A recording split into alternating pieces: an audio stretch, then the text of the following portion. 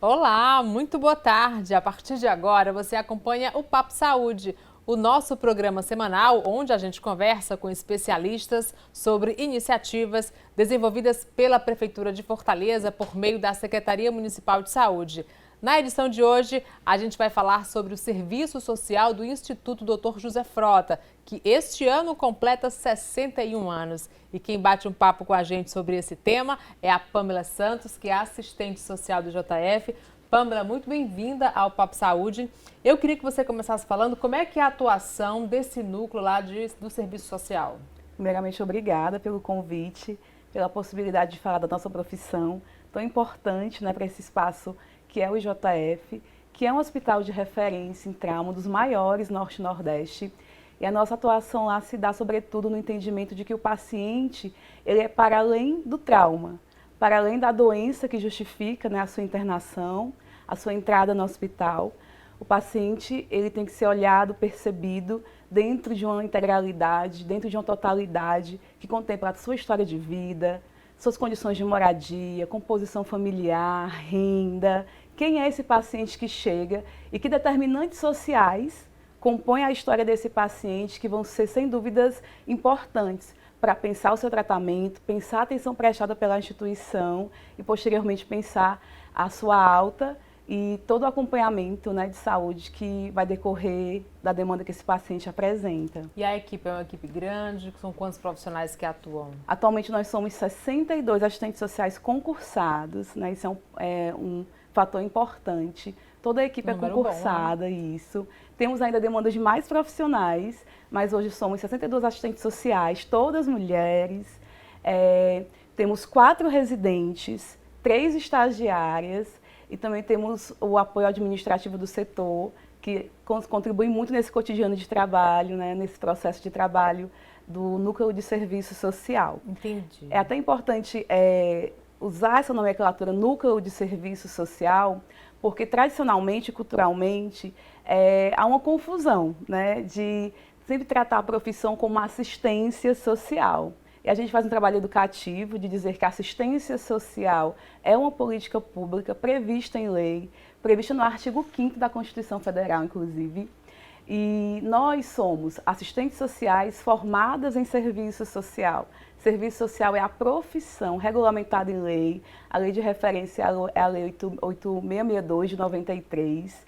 Então é por isso que a gente tem esse cuidado sempre de demarcar que serviço social é a profissão, assistente social é o profissional. E a assistência social é uma política pública prevista em lei e com a rede de serviços aí bem ampla e muito parceira dos serviços de saúde. Bom saber. Pamela, qual é o paciente, qual é o público que demanda mais do núcleo? Como é o hospital de trauma, né, o IJF referência, como já mencionei, nós temos pacientes oriundos tanto da capital como do interior. E os motivos, né, que justificam a sua internação são acidentes de trânsito, acidentes de trabalho e as múltiplas formas também de violência, sobretudo a violência urbana. Nós sabemos que estamos inseridos numa cidade extremamente violenta, contraditória, desigual. E como hospital público que somos, essa população se achega, né? Esse hospital demanda o nosso serviço. Então você vai identificar trabalhadores que se acidentam, mulheres vítimas de violência, pessoas em situação de rua que demandam o serviço de saúde de atenção terciária, que é o nosso serviço, crianças vítimas de violência, idosos, pessoas que chegam muitas vezes com demandas me perdi agora. Pessoas que chegam com demandas relacionadas ao trauma de diversos tipos. Pamela, e um balanço de atendimentos? Você tem números para que possam passar? Sim, nós anualmente realizamos um levantamento do nosso trabalho. Por dia, em média, são 250 atendimentos só dentro do núcleo de serviço social, na nossa sala de atendimento. Mas anualmente, só no setor de emergência, bloco cirúrgico, sala vermelha, sala laranja e observação 3, que são os eixos também da emergência, foram mais de 30 mil atendimentos, só realizados pelo núcleo de serviço social. Porque o atendimento não é só para com o paciente, o atendimento também é para com a família, com a rede comunitária, que também demanda a nossa intervenção. Pegando como gancho em sua resposta, que além do paciente, atende toda a família. Isso. Um exemplo muito marcante, bem próximo que a gente tem é durante as ondas aí da pandemia de Covid-19, quando pacientes internados com Covid não podiam receber visita. Como é que foi a atuação do núcleo nesse momento? Pronto. Um dos requisitos, né, da pandemia foi estabelecer o distanciamento social, né? Uma das orientações sanitárias foi o distanciamento social. E o hospital, né, como espaço também de referência, de atendimento a esses pacientes, porque o JF ele se tornou referência nos casos mais críticos de Covid. Então, os pacientes mais graves chegavam ao IJF. E como eu mencionei, o paciente ele não é um ser isolado, individual. Ele vem de um contexto social, familiar, cultural, econômico, e essas dimensões são pontos de atenção do serviço social. E essa mediação, esse contato com a família é muito próprio do nosso trabalho, né? Garantindo, de certo modo, as orientações em relação aos direitos, as orientações em relação às demandas sociais que o paciente apresenta, que a família apresenta, mas com o distanciamento social, com o cancelamento de visitas, do acompanhamento, a gente teve que estruturar a unidade para garantir o acesso à informação dessa família quanto ao estado do paciente.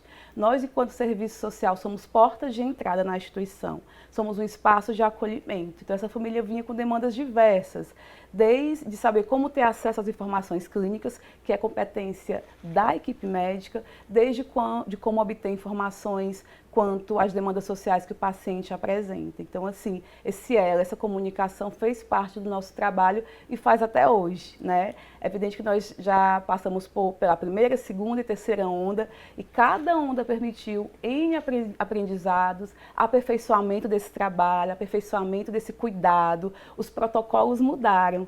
Se você compara a rigidez da primeira onda com a última, foi bem menor. Né? Então a gente conseguiu reestruturar a unidade, permitir a visita, permitir o acompanhante dentro das áreas de isolamento para casos específicos. Então, ao longo, né, desse contexto da pandemia, a gente também foi redefinindo nosso trabalho, nossa intervenção com o núcleo familiar, mas sem dúvidas, nós somos sim, né, porta de entrada, mediação entre esse paciente e toda a equipe multi. Né? Nesse contexto de pandemia, isso ficou bem mais evidente. Nem todo paciente, ele demanda o núcleo, né? Isso. Qual é aquele caso, em que casos o núcleo é demandado? Pronto. Todo paciente que é admitido no JF é internado, porque existe a porta de entrada, que é a emergência. Nós temos uma equipe específica que atua na emergência. E todo paciente que adentra o hospital, ele pode ter o acompanhamento. Então, nós que fazemos a admissão desse acompanhante na instituição. E ao admitir o acompanhante, nós realizamos as orientações devidas, desde a rotina hospitalar, ao cotidiano, né, as normas, orientações, aos direitos. O que é que esse paciente demanda? É um trabalhador acidentado? É alguém que vai demandar o auxílio-doença? É alguém que sofreu um acidente de trabalho? É um idoso que tá sofrendo negligência familiar? Então, na abordagem desse acompanhante, na abordagem desse paciente, é possível identificar quais são as demandas que esse paciente vai apresentar, que essa família vai apresentar. Então, assim, quem é o paciente que chega? Todo aquele que é internado. Ele passa pelo serviço social, sobretudo na admissão do acompanhante, é esse primeiro momento de contato. Mas os casos mais complexos, né, o que nós chamamos de casos sociais, são os casos que tradicionalmente, né, marcam a nossa intervenção por serem casos de difícil resolução muitas vezes. A gente precisa acionar a rede de proteção socioassistencial, acionar a rede previdenciária, jurídica, a rede de direitos, a rede de garantia de direitos, para garantir a alta desse paciente, para garantir o cuidado para além da demanda de saúde ali imediata que ele apresenta. Então, assim, são casos de violência contra a criança, contra a mulher, contra o idoso, são situações de negligência identificada e tem os mais gerais, vítimas de trânsito que vão demandar o DPVAT, trabalhadores que vão demandar orientações previdenciárias, que também faz muito parte do nosso dia a dia, do nosso cotidiano. Entendi. Pamela, quando chega paciente sem identificação, o trabalho de vocês é super importante nesse momento. Como é que é feita essa identificação? Como é o hospital porta aberta, né, de emergência e urgência, de atenção terciária, de casos graves de trauma, e muitas vezes esse paciente ele é atendido via pública. há o extravio de documentos, ou muitas vezes esse paciente já vem de um histórico de situação de rua de muitos anos, ao ponto de não ter mais identidade, não ter mais documentos de identificação.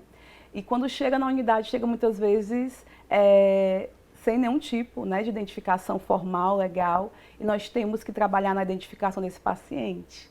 Seja porque momentaneamente houve um extravio e rapidamente a família já chega informada pela própria equipe do SAMU, ou seja porque são pacientes que por muitos anos já perderam sua vinculação familiar, já estão de certo modo numa vivência de rua muito longa, né, ao ponto de não ter mais essa identidade e chegam na instituição. São pacientes com demandas de saúde mental, são pacientes com demandas relacionadas à drogadição, à dependência química, são pacientes que estão em situação de vulnerabilidade, de extrema pobreza, de dependência, né, também de serviços de atenção da rede. E como é que é feita essa identificação? Conta com a ajuda de outros órgãos? Sim. Quando existe, né, para com o paciente já o entendimento de que ele lembra do endereço, de que ele lembra quem é a família, de que ele lembra do seu nome, é muito mais tranquilo, porque ele está ali desorientado, né, ou então houve um extravio da documentação, e a gente consegue utilizar a rede de internet, né, assim,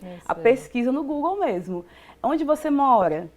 Existe algum estabelecimento próximo de onde você mora? Porque muitas vezes ele não consegue lembrar, muitas vezes o idoso não consegue lembrar onde mora, lembra mais ou menos a rua, lembra de um ponto comercial, lembra de um estabelecimento próximo. Então a gente vai na entrevista social, no acolhimento a esse paciente, tentar lhe notificar, tentar lhe registrar o que de certo modo existe de informação relevante para na pesquisa mesmo na internet, né, no nosso amigo Google, poder identificar esse local de moradia. Muitas vezes nós acionamos o mercadinho próximo, acionamos a igreja próxima, a escola próximo, para poder identificar essa família naquele território, naquele local de moradia. Então esse é um perfil de paciente que chega sem identificação, mas lembra seu nome, lembra onde mora, lembra o seu endereço. E tem aquele realmente que não lembra, que não sabe onde mora, não lembra o último endereço, ou está em situação de estar sedado, em coma. Aí, para esses pacientes, sobretudo sedados, em coma, nós contamos com o apoio da Segurança Pública, com o serviço de papiloscopia do governo do estado, do Ceará. Nós temos uma parceria interessante para garantir a identificação via digital desse paciente, porque a gente... existe o sistema de identificação do cidadão, que lá vai constar nome, filiação, os últimos endereços, telefones. É uma parceria interessante que possibilita a identificação desses pacientes. E tem aqueles realmente que já não há mais vínculo familiar, ao total rompimento, né, desde a fragilidade, ao total rompimento dos vínculos familiares. E para esses pacientes também é importante a gente acionar a rede de proteção. A proteção social especial do município, que vai garantir, de repente, o acolhimento institucional desse paciente, encaminhar para o centro POP. Aquele paciente que está de alta, mas não tem para onde ir, justamente, não tem família e não quer voltar para a rua. Exatamente. Aí como é que é feito? A gente aciona a rede de proteção social, a proteção social especial do município. Existe uma série de equipamentos que atende a população de rua, que possibilita acompanhar o pós-alta desse paciente, para garantir a inserção dele em algum serviço, em algum programa social, para também garantir, né, o bem-estar e a manutenção da vida e do cuidado desse paciente. Entendi. Você citou no começo da nossa entrevista que a equipe é composta por 61 profissionais. 62 assistentes sociais. E vocês estão passando por um processo de capacitação, é um processo de reciclagem, o que é que está sendo discutido? Pronto, no mês de maio, né, é um mês alusivo ao mês de assistente social. Nós pensamos uma capacitação que iniciou no mês de maio e vai até o mês de junho, um curso voltado para a rede de proteção social e a atenção às vítimas de violência. Como eu disse, as vítimas de violência é um público muito significativo dentro do cotidiano de trabalho do assistente social. E a gente não trabalha de maneira isolada, o assistente social ele trabalha conjuntamente, seja no espaço hospitalar, no trabalho integrado com a enfermagem, com a equipe de psicologia, com a nutrição, com a farmácia, com a equipe médica, com a fisioterapia. Esse paciente, olhar para com esse paciente é um olhar integral. Então, pensar essa saúde não é pensar de maneira isolada, é compartilhar, dividir também com os outros saberes, com as outras categorias. Então, lá no JF nós temos comissões que trabalham de forma multidisciplinar, comissão de dor, comissão de deshospitalização, porque garantir a alta segura desse paciente, sobretudo os sequelados, que sofrem acidentes muito graves, é bem complexo garantir a saída desse paciente, porque nem sempre a família vai ter condições de garantir esse cuidado pós-alta. Nós temos a comissão de cuidados paliativos, em todas elas nós temos assistentes sociais. E quando se fala também no trabalho em rede, somos a política de saúde, somos um hospital terciário, somos um pontinho dentro de um todo, né? Então, pensar esse trabalho é pensar o Ministério Público, é pensar o acesso à justiça, é pensar a Defensoria Pública, é pensar os CRAs, que são o Centro de Referência da Assistência Social, é pensar os CREAs, que são os Centros Especializados da Assistência Social, é pensar os equipamentos da população de rua, é pensar a Casa da Mulher Brasileira, os demais equipamentos que atendem mulheres vítimas de violência, é pensar um todo que é importante para garantir a atenção a esse paciente. Aqueles dias, aqueles meses, semanas que o paciente fica, são semanas de sofrimento, né, de angústia, de necessidades físicas, mas também tem inúmeras necessidades sociais, que não é no espaço hospitalar que elas vão ser sanadas. E aí existe o assistente social para estabelecer essa interlocução com a rede de proteção, com o sistema de garantia de direitos. Acaba que o assistente social também é um pouco psicólogo, um pouco terapeuta? Não. É um amigo dentro da unidade? Não. Inclusive, a gente tenta sempre descaracterizar esse entendimento, porque a psicologia é uma seara de conhecimento muito específica e muito importante na atenção ao paciente. O assistente social, ele é o profissional que vai atuar, intervir nas demandas sociais, dentro de uma perspectiva da garantia de direitos. Pensar a demanda social é pensar qual direito aquele cidadão, aquele usuário, aquela pessoa vai acessar. E eu, enquanto profissional, tecnicamente, eu tenho a competência. Se é uma mulher vítima de violência, para onde eu vou encaminhar essa mulher? Para qual serviço da rede de proteção? Como é que eu vou abordar essa família? Como é que eu vou abordar essa paciente? O que é que ela demanda socialmente? É um trabalhador? Sofreu acidente de trabalho? Porque ele está aqui para amputar um membro. Como é que vai ser a vida desse trabalhador que a vida inteira trabalhou com pintura e se vê sem os braços? E se vê diante de uma amputação de uma mão? Então, que serviços a rede de proteção oferta? Então, tecnicamente, nessa entrevista que eu faço, eu levanto as informações, que é o primeiro contato, é o acolhimento, é a entrevista. Eu faço o relatório social, eu encaminho para a rede, eu faço contato, eu articulo visita, eu oriento a família.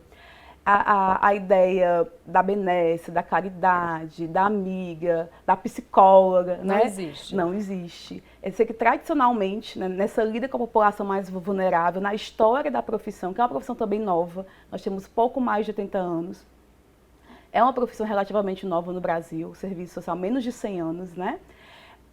A gente tem, de certo modo, essa convergência de saberes, porque eu escuto, porque eu acolho. Muitas vezes o paciente tem medo de falar com o médico e procura assistente social para dividir uma dúvida, mas a gente tem que munir esse usuário de autonomia, munir esse usuário de segurança, para que ele possa dialogar também com a equipe, questionar, porque quem conhece a dor é o paciente.